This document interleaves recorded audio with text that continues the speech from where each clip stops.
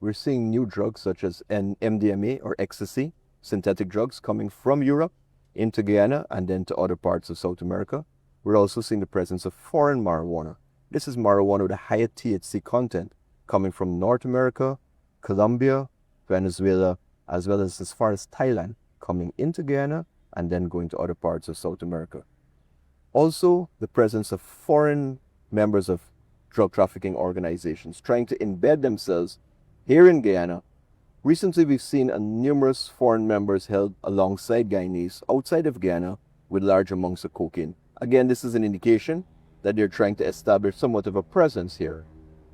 What we're doing also is working with our international partners. We are calling for more presence of foreign liaison officers to work alongside us in the fight against drugs. There are new methods of concealment. No longer persons trying to hide cocaine in wood or in fish. But what they're doing now is contaminating commercial shipments after they would have been scanned, after they would have been checked by law enforcement, and contaminating them at transshipment points, again, after they've left Guyana.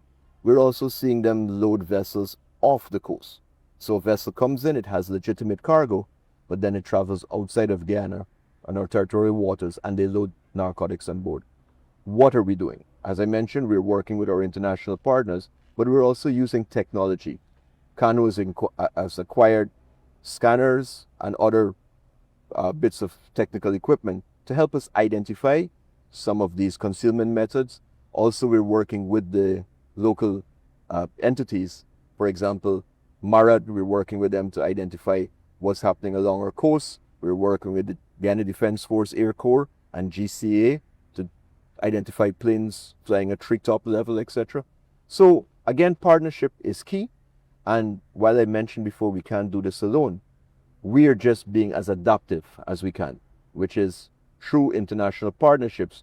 We're trying to ensure that Guyana does not become a haven, does not become a narco state, that drug trafficking organizations see here as a bad place to do business.